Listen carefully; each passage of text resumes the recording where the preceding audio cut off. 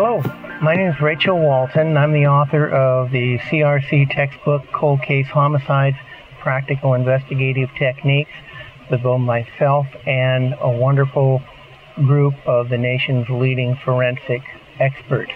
I'm currently a professor in the criminal justice program at Utah State University, having obtained my undergraduate degree from then Humboldt State College and my master's and doctorate from University of San Francisco, and culminating in more than 30 years in California law enforcement as a deputy sheriff and a district attorney investigator.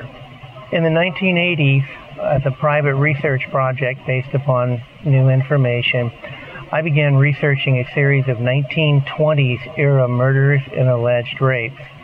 This 7-year investigation with over 400 interviews, location and identification of original forensic evidence led to my being invited to speak at forensic gatherings, and in 1996 the governor of California granted what may be the nation's first posthumous pardon on the grounds of innocence to a young man that I proved, who is now deceased, was totally innocent factually and legally of the crimes for which he was forced to plead guilty in 1928.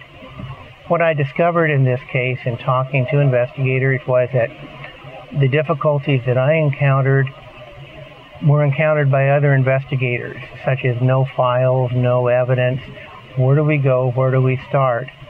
And ultimately, I was invited by Vernon Geberth, the forensic editor for the CRC series, to write a textbook on cold case homicide investigation.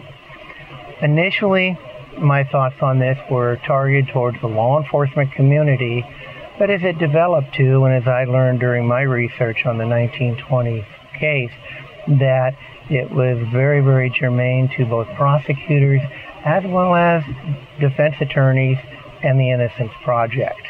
Very neutral book as far as the contents go on how to reinvestigate old unresolved cases.